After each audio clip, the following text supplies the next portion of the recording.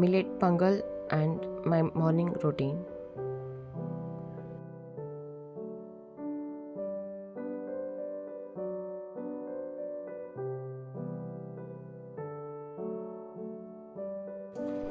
Hi hello, ಎಲ್ಲರೂ ಹೆಂಗಿದ್ದೀರಾ? ನಾನು ಸೂಪರಾಗಿದ್ದೇನೆ.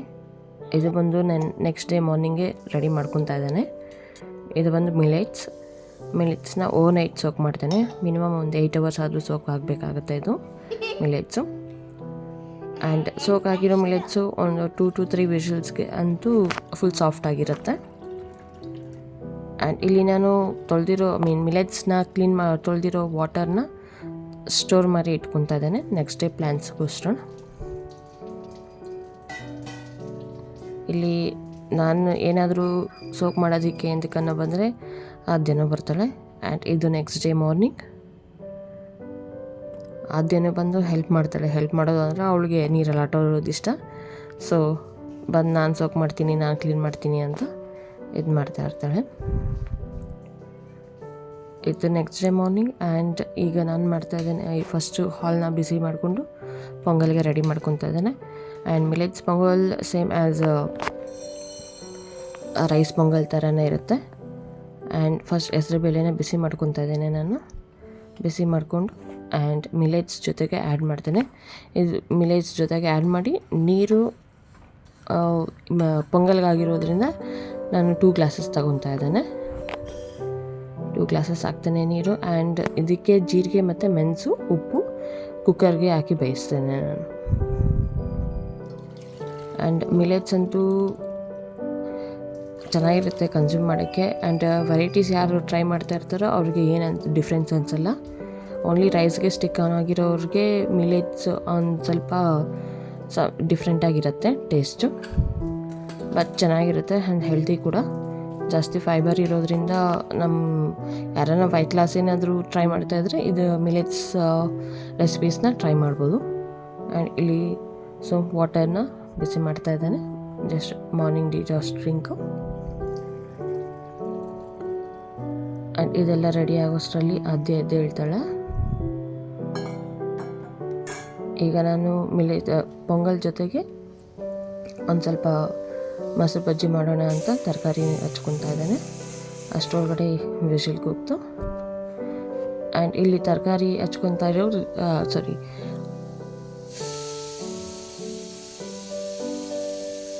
ಮೊಸರು ಬಜ್ಜಿ ಜೊತೆಗೆ ನಾನು ಇಲ್ಲಿ ಕ್ಯಾರೆಟ್ನೂ ಹಾಕ್ತಾ ಇದ್ದೇನೆ.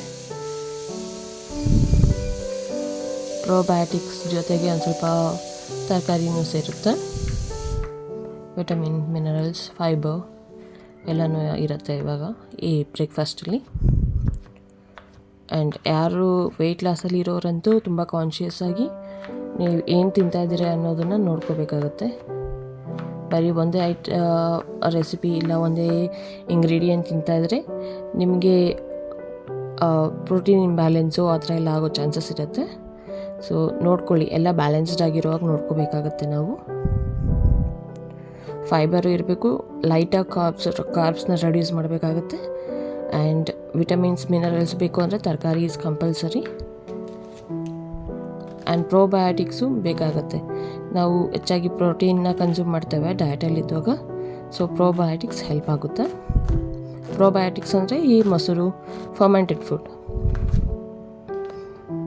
ಆ್ಯಂಡ್ ಈವನ್ ಇಡ್ಲಿ ದೋಸೆನೂ ಹೆಲ್ಪ್ ಆಗುತ್ತೆ. ಬಟ್ ರೈಸ್ ಇಲ್ಲದೆ ಮಿಲೆಟ್ಸ್ ಆ್ಯಡ್ ಮಾಡ್ಕೊಳ್ಳೋದು, ಇಲ್ಲ ಕಾಳುಗಳು ಮಲ್ಟಿಗ್ರೇನ್ ಅಂತ ಹೇಳ್ತಾರಲ್ಲ ಆ ಥರದ ಆ್ಯಡ್ ಮಾಡಿಕೊಂಡ್ರೆ ತುಂಬಾ ಉಪಯೋಗಕರ. ಆ್ಯಂಡ್ ಇಲ್ಲಿ ಕಲರ್ಫುಲ್ಲಾದ ಮೊಸರು ಬಜ್ಜಿ ರೆಡಿ ಆಗುತ್ತೆ. ರೈತ ಅಂತಾರಲ್ಲ. ಆ್ಯಂಡ್ ಟೇಸ್ಟಿ ಅಂತೂ ಸೂಪರಾಗಿತ್ತು ಮೊಸರು ಬಜ್ಜಿ. ಇದಕ್ಕೆ ಒಂದು ಸ್ವಲ್ಪ ನಾನು ಉಪ್ಪು ಖಾರನೂ ಆ್ಯಡ್ ಮಾಡಿದ್ದೆ.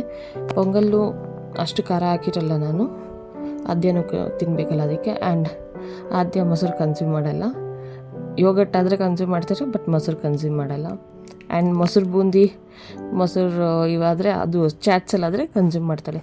ಅವಳಿಗೆ ಆ ಫ್ಲೇವರ್ ಅನ್ನೋದು, ಸ್ಮೆಲ್ ಅನ್ನೋದು ಇಷ್ಟ ಆಗೋಲ್ಲ. ಅದ್ರ ಜೊತೆಗೆ ಬೇರೆ ಏನೇನು ಎಕ್ಸ್ಟ್ರಾ ಆ್ಯಡ್ ಮಾಡಿಕೊಟ್ರೆ ತಿಂತಾಳೆ. ಮೊಸರು ಬಜ್ಜಿ ರೆಡಿ ಅಷ್ಟರಲ್ಲಿ ಇದು ಕುಕ್ಕರ್ ಆರಿತು. ಸೊ ಇದಕ್ಕೆ ಒಂದು ಸ್ವಲ್ಪ ಅರಿಶಿನ ಹಾಕಿ ಒಗ್ಗರಣೆ ಹಾಕ್ತಾನೆ. ಒಂದು ಹಸಿಮೆಣ್ಸಿನ್ಕಾಯಿ, ಜೀರಿಗೆ, ಮೆಣಸು ಹಾಕಿ ಒಗ್ಗರಣೆ ಹಾಕ್ಕೊತಾನೆ. That's it. ಇದು ಸಿಂಪಲ್ಲಾಗಿ ಮಾಡ್ತೇನೆ ನಾನು. ಹೆಚ್ಚಾಗಿ ಖಾರ ಎಲ್ಲ ಇಡೋಕ್ಕೆ ಹೋಗಲ್ಲ. ನೀವು ಬೇಕಂದರೆ ಇದಕ್ಕೆ ಬೆಳ್ಳುಳ್ಳಿನ ಸ್ಮ್ಯಾಶ್ ಮಾಡಿರೋದು ಇಲ್ಲ ಸಣ್ಣ ಕೊಯ್ಕೊಂಡು ಹಾಕ್ಕೊಂಡ್ರೂ ಚೆನ್ನಾಗಿರುತ್ತೆ. ಆ್ಯಂಡ್ ಇದು ಈಗ ರೆಡಿಯೇ ಇರುತ್ತೆ ಕನ್ಸ್ಯೂಮ್ ಮಾಡೋಕ್ಕೆ.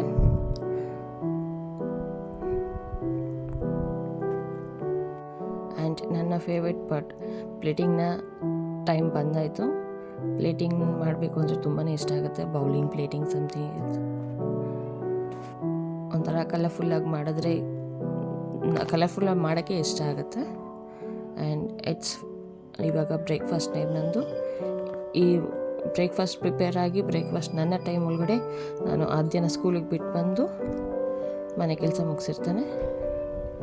ಆ್ಯಂಡ್ ನಾನು ಬ್ರೇಕ್ಫಾಸ್ಟ್ ಆದಮೇಲೆ ನಾನು ರಾತ್ರಿ ಸ್ಟೋರ್ ಮಾಡಿ ಇಟ್ಕೊಂಡಿದ್ನಲ್ಲ ಮಿಲೆಟ್ಸ್ನ ಕ್ಲೀನ್ ಮಾಡಿರೋ ವಾಟರ್, ಅದನ್ನು ಜೊತೆ ಸ್ವಲ್ಪ ಪ್ಲಾಂಟ್ಸ್ಗೆ ವಾಟರ್ ಮಾಡ್ತಾಯಿದ್ದೀನಿ. ಸ್ವಲ್ಪ ನಾರ್ಮಲ್ ವಾಟರ್ ಮಿಕ್ಸ್ ಮಾಡಿ. ಆ್ಯಂಡ್ ಒಂದು ಸ್ವಲ್ಪ ಏನೋ ವೈಟ್ ಇದಾಯಿತು ಗಿಡದಲ್ಲಿ, ಸೊ ವಾಟರ್ನ ಸ್ಪ್ರೇ ಮಾಡಿ ಕ್ಲೀನ್ ಮಾಡ್ತಾಯಿದ್ದಾನೆ. ಸೊ ಇದಾಗಿತ್ತು ನನ್ನ vlog. Please do subscribe. Thank you.